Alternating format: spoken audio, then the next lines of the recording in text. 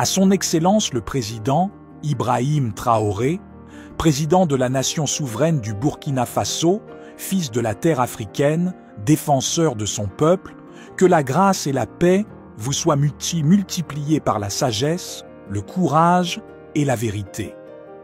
J'ai reçu votre lettre non pas comme une communication politique, ni comme une demande résonnant à travers les canaux diplomatiques, mais comme un cri de l'âme, puissant, empreint de principes et douloureux, venant d'un fils du continent qui a connu trop de pertes, trop de silence et trop de promesses brisées.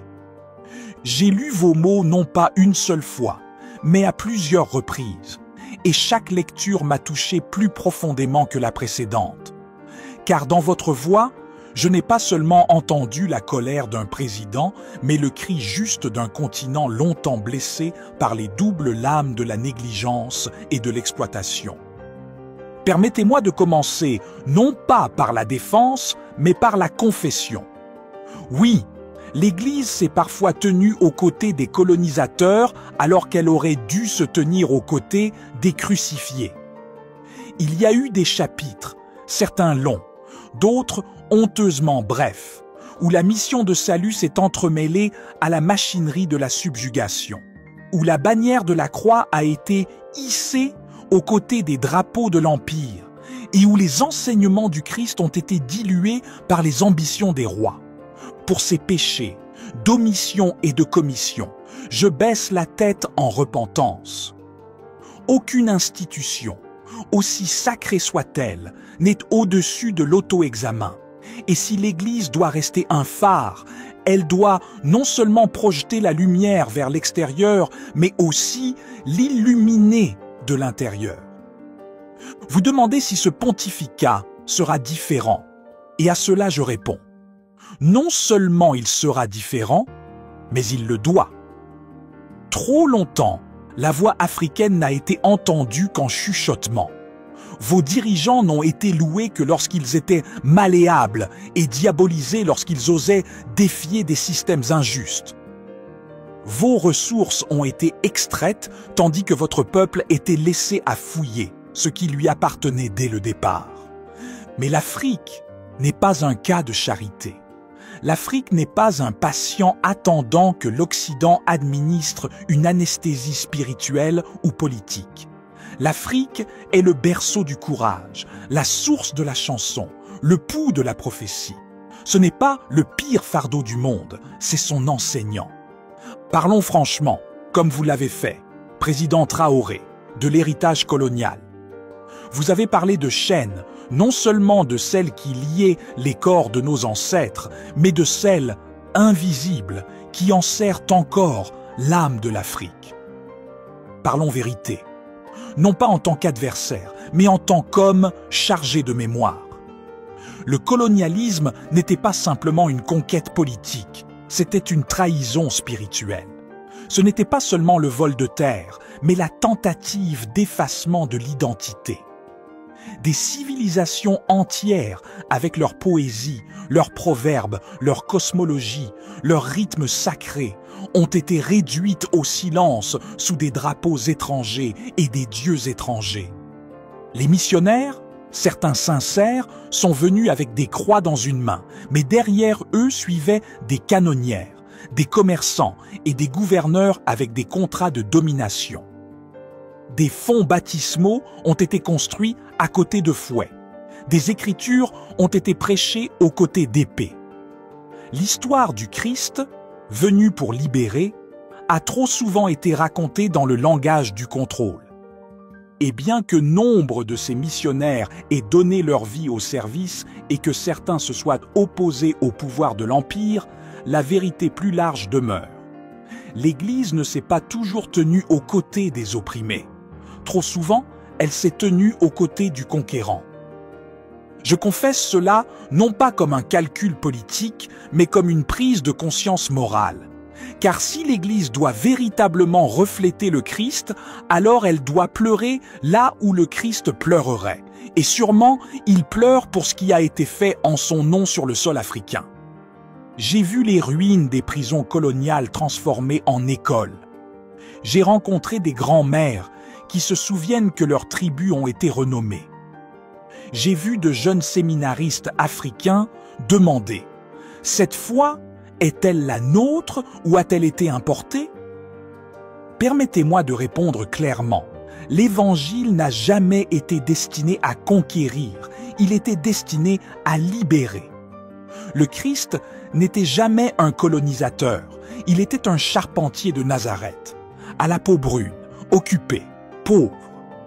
Et ainsi, je m'engage à ce que, sous ce pontificat, nous revisitions notre histoire, non pas pour nous attarder dans la culpabilité, mais pour extirper le déni. Non pas pour accomplir une pénitence avec des mots, mais pour ouvrir des portes avec justice. L'Église doit devenir non pas un rappel de la conquête, mais un refuge pour la renaissance culturelle. Que le prochain chapitre soit écrit ensemble, par des mains africaines, dans des langues africaines et dans la pleine appropriation d'une foi qui n'a jamais été vraiment étrangère, mais toujours destinée à renaître du sol africain. Sur l'injustice économique, président Traoré, lorsque vous parlez de minéraux tachés de sang et de la faim à l'ombre des mines d'or, vous ne faites pas d'exagération. Vous révélez une blessure que le monde a choisi de presser dans le silence. L'Afrique est riche. Pourtant, trop de ses enfants restent pauvres. Pourquoi? Parce que la richesse sous votre sol, cobalt, or, uranium, coltan, pétrole, a été transformée en malédiction, non en bénédiction. Ces ressources étaient censées être des dons de la Providence, non des instruments de pillage. Des entreprises ont bâti des empires loin des côtes africaines. Ne prétendons plus que la souffrance économique est accidentelle. Ne parlons plus de sous-développement comme s'il s'agissait du plan de la nature. C'était une politique, c'était de la cupidité, c'était une stagnation conçue, orchestrée par la dette et des accords prédateurs signés dans des tours de verre pendant que les agriculteurs marchaient pieds nus dans la poussière. Et oui, bien que l'Église elle-même n'ait pas signé de contrats commerciaux ni tracé de contrats pétroliers, elle a souvent été trop silencieuse quand elle aurait dû crier, trop prudente quand elle aurait dû se tenir entre les vulnérables et les vautours, trop diplomatique quand l'Évangile exigeait une perturbation. Il y a des nations africaines aujourd'hui où un enfant ne peut pas boire de l'eau potable, mais où des multinationales extraient des milliards du même sol sans payer de justes contributions. Il y a des communautés où des femmes accouchent à la lumière de bougies dans des hôpitaux, tandis que des cargos pleins de ressources précieuses quittent le port, gardés par des armes étrangères. Ce n'est pas du commerce, c'est de l'extraction. Et cela, chers frères et sœurs du monde, n'est pas seulement une tragédie africaine, c'est un scandale mondial. C'est l'échec de notre moralité collective. C'est le blasphème de prêcher la justice le dimanche tout en investissant dans des systèmes d'extraction le lundi. Président Traoré, vous demandez si le Vatican nommera ses péchés. Oui, nous le ferons. Nous ne parlerons plus de pauvreté sans nommer ses architectes. Nous défierons les institutions qui prétendent à la bienveillance tout en négociant le contrôle à huis. À son Excellence, le président Ibrahim Traoré, président de la nation souveraine du Burkina Faso, fils de la terre africaine, défenseur de son peuple, que la grâce et la paix vous soient multipliées par la sagesse, le courage et la vérité. J'ai reçu votre lettre non comme un communiqué politique, ni comme une demande résonnant à travers les canaux diplomatiques. Je l'ai reçue comme un cri de l'âme, puissant, empreint de principes et douloureux, d'un fils du continent qui a connu trop de pertes, trop de silence et trop de promesses brisées. J'ai lu vos mots non pas une fois, mais plusieurs fois, et chaque lecture m'a transpercé plus profondément que la précédente. Car dans votre voix, j'ai entendu non seulement la colère d'un président, mais le cri juste d'un continent longtemps blessé par les doubles lames de la négligence et de l'exploitation. Permettez-moi de commencer non par la défense, mais par la confession. Oui, l'Église s'est parfois tenue aux côtés des colonisateurs alors qu'elle aurait dû se tenir aux côtés des crucifiés. Il y a eu des chapitres, certains longs, d'autres honteusement brefs, où la mission de salut s'est entremêlée à la machinerie de la subjugation, où la bannière de la croix a été hissée aux côtés des drapeaux des empires et où les enseignements du Christ ont été dilués par les ambitions des rois. Pour ces péchés, péchés d'omission et de commission, je baisse la tête en repentir. Aucune institution, aussi sacrée soit-elle, n'est au-dessus de l'auto-examen. Et si l'Église veut rester un phare, elle doit non seulement projeter la lumière vers l'extérieur, mais aussi l'illuminer de l'intérieur. Vous demandez si ce pontificat sera différent, et à cela je réponds, non seulement il sera différent, mais il doit l'être. Trop longtemps, la voix africaine n'a été entendue qu'à voix basse. Vos dirigeants n'ont été loués que lorsqu'ils étaient malléables et diabolisés, lorsqu'ils osaient défier des systèmes injustes. Vos ressources ont été extraites, tandis que votre peuple était laissé à fouiller ce qui lui appartenait dès le départ. Mais l'Afrique n'est pas un cas de charité. L'Afrique n'est pas un patient attendant que l'Occident administre une anesthésie spirituelle ou politique. L'Afrique est le berceau du courage, la source de la chanson, le pouls de la prophétie. Ce n'est pas le pire fardeau, c'est son enseignant. Permettez-moi de parler franchement, comme vous l'avez fait, président Traoré. Vous avez parlé des chaînes, non seulement de celles qui liaient les corps de nos ancêtres, mais de celles invisibles qui saisissent encore l'âme de l'Afrique. Parlons de vérité, non pas en tant qu'adversaire, mais en tant qu'homme chargé de mémoire. Le colonialisme n'était pas simplement une conquête politique, c'était une trahison spirituelle. Ce n'était pas seulement le vol de terre, mais la tentative d'effacement de l'identité. Des civilisations entières, avec leur poésie, leurs proverbes, leur cosmologie, leurs rythmes sacrés, ont été réduites au silence sous des drapeaux étrangers et des dieux étrangers. Les missionnaires, certains sincères, sont venus avec des croix dans une main, mais derrière eux suivaient des canonnières, des commerçants et des gouverneurs avec des contrats de domination. Des fonts baptismaux ont été construits à côté de fouets, des écritures prêchées à côté d'épées. L'histoire du Christ, venu pour libérer, a trop souvent été racontée dans le langage du contrôle. Et bien que beaucoup de ces missionnaires aient donné leur vie au service et que certains aient résisté au pouvoir de l'Empire, la vérité plus large demeure. L'Église ne s'est pas toujours tenue aux côtés des opprimés. Trop souvent, elle s'est tenue aux côtés du conquérant. Je confesse cela non pas comme un calcul politique, mais comme un examen moral. Car si l'Église veut véritablement refléter le Christ, alors elle doit pleurer, là où le Christ pleurerait. Et il pleure sûrement pour ce qui a été fait en son nom sur le sol africain. J'ai vu les ruines des prisons coloniales transformées en écoles. J'ai rencontré des grands-mères qui se souviennent que leurs tribus ont été renommées. J'ai observé de jeunes séminaristes africains se demander « Cette foi est-elle la nôtre ou a-t-elle été importée ?» Permettez-moi de répondre clairement. L'Évangile n'a jamais été destiné à conquérir, il était destiné à libérer. Le Christ n'a jamais été un colonisateur, il était un charpentier de Nazareth, à la peau brune, occupé, pauvre. Et donc, je m'engage à ce que sous ce pontificat, nous revisitions notre histoire, non pas pour nous attarder dans la culpabilité, mais pour extirper le déni. Non pas pour accomplir une pénitence avec des mots, mais pour ouvrir des portes avec justice. L'Église doit devenir non pas un rappel de la conquête, mais un refuge pour la renaissance culturelle. que le prochain chapitre soit écrit ensemble, par des mains africaines, dans des langues africaines, et dans la pleine appropriation d'une foi qui n'a jamais été véritablement étrangère, mais toujours destinée à renaître du sol africain. Sur l'injustice économique, président Traoré, lorsque vous parlez de minéraux tachés de sang et de la faim à l'ombre des mines d'or, vous ne faites pas d'exagération.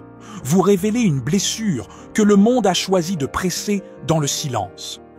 L'Afrique est riche, pourtant trop de ses enfants restent pauvres. Pourquoi?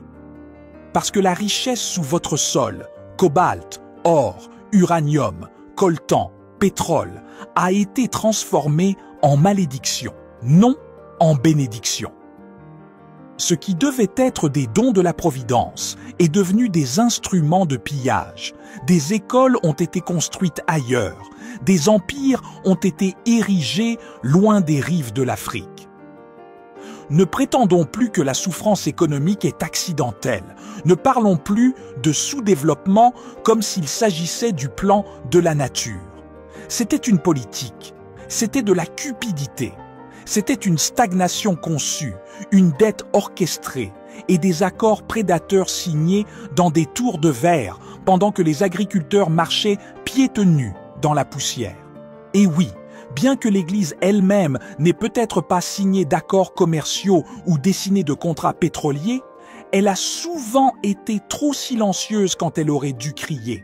Trop prudente quand elle aurait dû se tenir entre les vulnérables et les vautours, trop diplomatique quand l'Évangile exigeait une perturbation.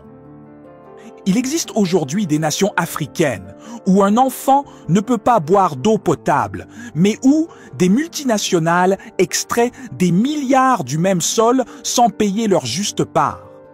Il y a des communautés où des femmes accouchent à la lumière des bougies dans des hôpitaux, tandis que des cargos pleins de ressources précieuses quittent le port, gardés par des armes étrangères. Ce n'est pas du commerce, c'est de l'extraction.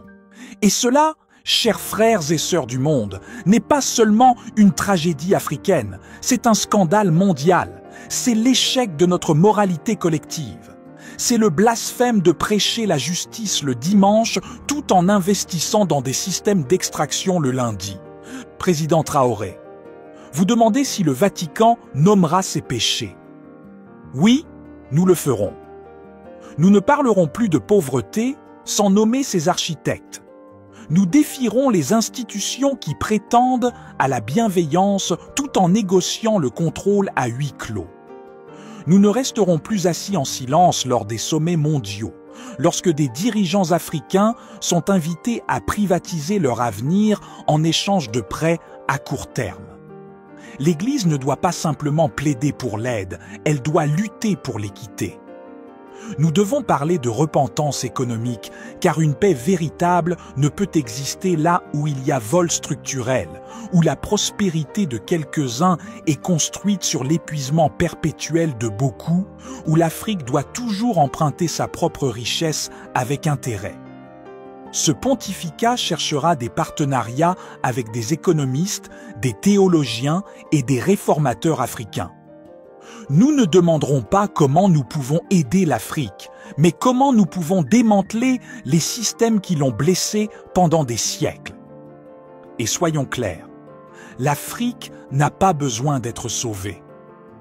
L'Afrique a besoin d'espace pour respirer, pour se lever, pour gouverner son destin sans manipulation, mais avec mentorat.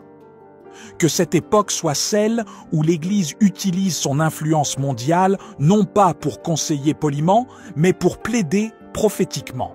Car la justice économique n'est pas une question de chiffres, c'est une question d'âme. Lorsqu'une mère à Ouagadougou ou à Goma ou à Bamako pleure parce que son fils éduqué ne peut pas trouver un travail digne, ou lorsqu'elle enterre ce fils parce qu'il s'est noyé en essayant de fuir vers une rive lointaine, nous devons nous demander: quel évangile prêchons-nous s'il ne confronte pas le système qui a rendu cette mort inévitable? Nous devons nous demander: quelle est la valeur de la prière si elle ne nous pousse pas vers la justice? Et donc, je vous dis, Président Traoré, Sa culture guérisseuse n'est pas un souvenir, c'est une semence. Et les enfants de l'Afrique méritent de la replanter dans le sol de leur propre nation. Rendons les masques, les bronzes, les manuscrits, non seulement entre des mains, mais dans des cœurs. Rétablissons les langues jadis interdites. Honorons les rythmes autrefois moqués, les croyances autrefois méprisées, les récits autrefois brûlés. Mettons fin à l'héritage d'un monde où l'Occident interprète et l'Afrique imite. Car l'âme de l'humanité est trop riche, trop diverse, trop interconnectée pour être monopolisée. Monsieur le Président Traoré, j'entends votre appel. Je reçois votre défi. Je ressens la douleur que vous portez, non seulement comme chef d'État, mais comme fils de la terre. L'Afrique n'a pas besoin de permission pour être fière. Sa sagesse précède les cathédrales. Ses philosophies ont façonné des civilisations. Son héritage spirituel, même s'il n'est pas écrit en latin, porte les empreintes de Dieu. Et je dois dire au monde, l'identité africaine n'est pas une relique. Ce n'est pas une pièce de musée. Ce n'est pas un passé romantisé, ni un cas de charité pour l'UNESCO. C'est un témoignage vivant, vibrant, de résilience, de créativité, de mémoire sacrée. À la jeunesse africaine, reprenez vos histoires. Aux gardiens du patrimoine mondial, ouvrez les vitrines de verre. Aux institutions qui ont bâti leur prestige sur le pillage, restaurez votre honneur par la restitution. Et à l'Église, l'Église universelle, reconnaissons enfin que la mission ne doit jamais rimer avec amnésie culturelle. Enseignons la théologie avec humilité. Annonçons le Christ sans effacer l'identité. Ayons le courage de dire que Jésus peut porter des pagnes africains, parler en proverbes africains, marcher à travers les paysages africains, sans rien perdre de sa divinité. Le respect culturel n'est pas du politiquement correct. C'est une nécessité spirituelle. Et lorsque nous honorons la mémoire des autres, nous reflétons le cœur même du Christ, qui n'a jamais demandé à ses disciples de devenir romains pour être sauvés. Faisons de l'Église un lieu où toutes les mémoires sont en sécurité. Que le Vatican soit reconnu non seulement pour ce qu'il conserve, mais pour ce qu'il rend. Et rappelons au monde, effacer une culture, c'est offenser le Créateur lui-même. Car celui qui a créé tous les peuples a aussi créé toutes leurs expressions. Monsieur le Président Traoré, votre appel ne s'adresse pas à un homme, mais à un système. Et moi, au nom de l'Église que je sers, je dis ceci. Nous ne devons pas seulement écouter, nous devons nous repentir. Nous devons agir par la foi, par la prophétie et par la reconnaissance du rôle de l'Afrique dans l'avenir de l'Église. Dans votre voix, j'entends non seulement les échos de la résistance, mais le tonnerre de la prophétie. Vous avez raison de rappeler au monde que l'Afrique n'est pas une note de bas de page dans l'histoire du salut. Elle est une source de foi, un sanctuaire de miracles, un berceau de feu prophétique. Elle n'est pas le fardeau du monde. Elle en est la lumière. Trop longtemps, l'Église mondiale a parlé à l'Afrique, et non avec elle. Elle l'a évangélisée sans écouter sa théologie. Elle a prêché à ses peuples sans jamais s'asseoir à leurs pieds. Elle a envoyé des missionnaires par-delà les mers, mais a refusé de reconnaître ceux que l'Afrique renvoie, non avec des épées, mais avec des chants, non avec de seules doctrines, mais avec une conviction taillée dans des siècles de persévérance. Souvenons-nous de cette vérité. Le christianisme africain n'est pas emprunté. Il est né. Il est né dans le martyre de l'Ouganda. Il est né chez les pères du désert d'Égypte, dont les prières résonnaient dans les monastères bien avant que les cathédrales ne s'élèvent en Europe. Il est né dans les louanges têtues de ceux qui, même enchaînés, chantaient encore des hymnes vers le ciel. Et il renaît chaque dimanche, dans des chapelles de tôle, sous les manguiers, dans les vallées cachées et les plaines ouvertes, où la foi n'est pas une théorie, mais un battement de cœur. Les églises d'Afrique ne résonnent pas parce qu'elles sont faites de pierres parfaites, mais parce qu'elles sont remplies de voix sans honte, de mains levées, non par habitude, mais par espérance. Et le monde doit voir ce que je dis clairement. L'Afrique n'est pas le futur de l'Église. Elle en est le présent. Elle en est l'âme en mouvement. Elle est le rythme qui garde vivant le corps du Christ là où d'autres se sont refroidis. Je regarde le Burkina Faso, où l'Église saigne mais ne se brise pas, où chrétiens et musulmans meurent côte à côte pour défendre le droit sacré de chacun à adorer, où les pasteurs guident sans luxe et les croyants risquent la mort simplement pour se réunir. Ce n'est pas une faiblesse, ce n'est pas une foi marginale, c'est l'Évangile dans sa forme la plus pure. Et si l'Église doit renaître, ce sera dans des lieux comme celui-ci, dans le creuset du courage, dans une terre où le sang et la prière se mêlent. Très Saint-Père, je vous écris en tant que chef d'État, oui, mais aussi en tant que croyant. Et je vous demande, ferez-vous une place aux prophètes africains à la table du Vatican?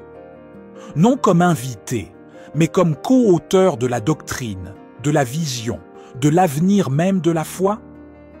Inviterez-vous leur théologie, enracinée dans l'Ubuntu, dans la sagesse communautaire, dans le sacré des ancêtres, à entrer dans la cathédrale de la pensée globale?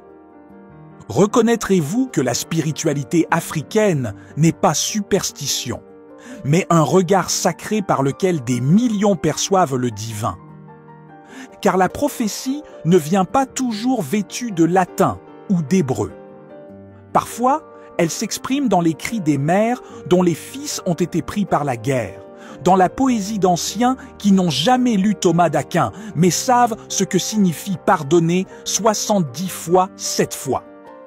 Parfois, elle brille dans la résilience des filles qui marchent des kilomètres pour lire la Bible, non par obligation, mais par amour.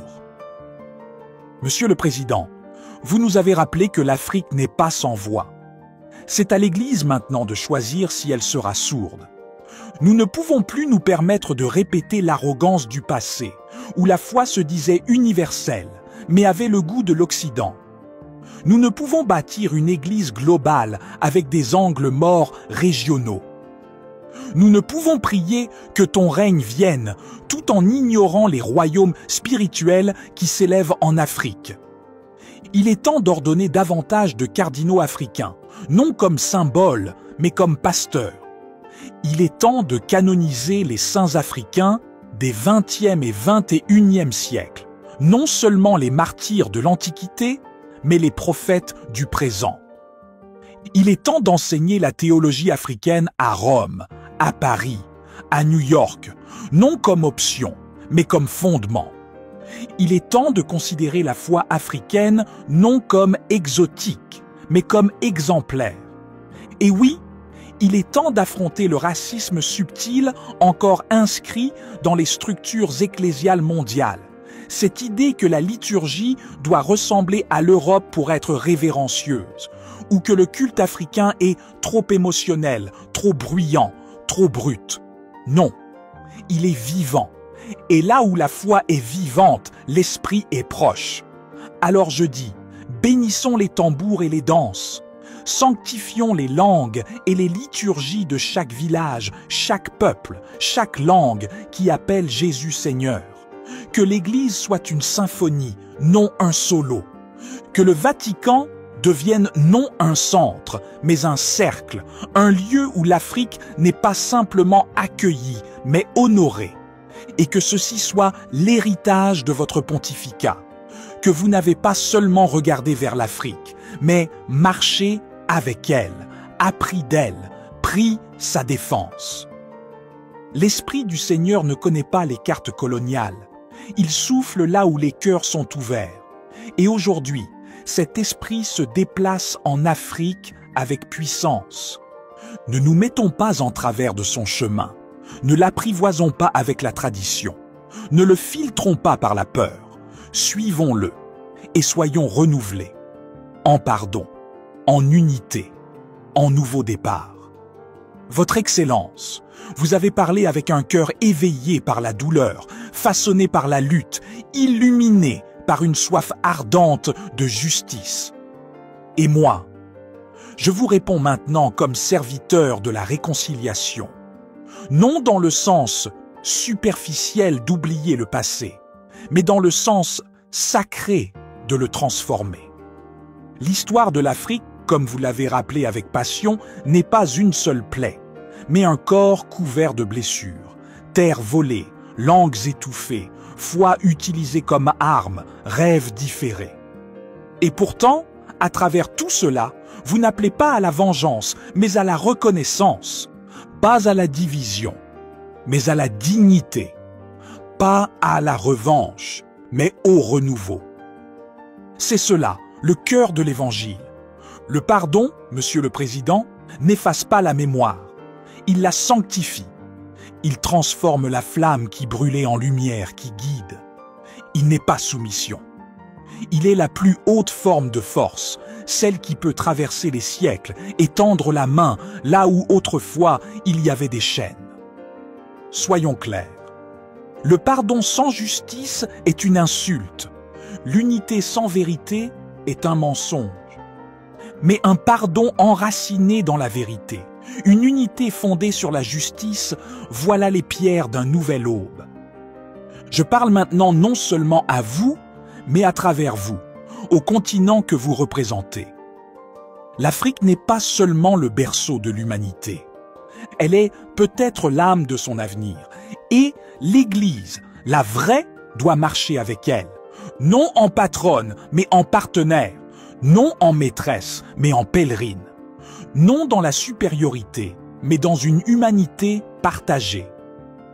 Car le royaume de Dieu ne se bâtit pas par les empires, mais par les humbles.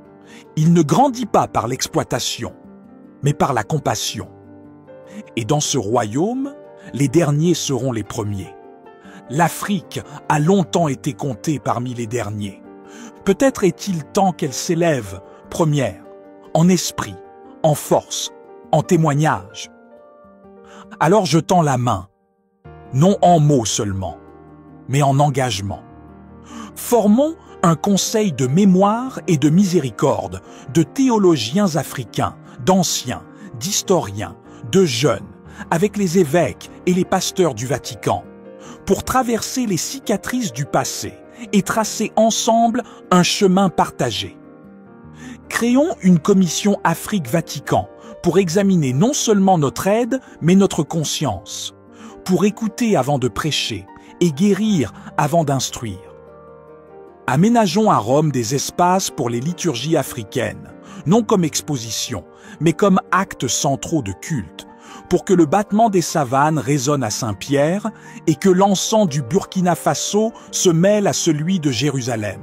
Et surtout, engageons-nous à l'humilité du dialogue, non le dialogue des communiqués et des photos, mais celui des prophètes et des poètes, des cœurs brisés et des mains qui guérissent. Monsieur le Président, le monde est las. Il est étouffé par le cynisme et la fatigue. Mais vous m'avez rappelé, et rappelé à l'Église, que l'espérance n'est pas naïve, elle est révolutionnaire. Je conclus donc ainsi, que ceci ne soit pas un simple échange de lettres, mais la naissance d'une alliance, non une alliance d'institution, mais d'intention, non entre deux dirigeants, mais entre deux âmes, et à travers nous, peut-être entre deux mondes. Je prierai pour vous, et je vous demande de prier pour moi.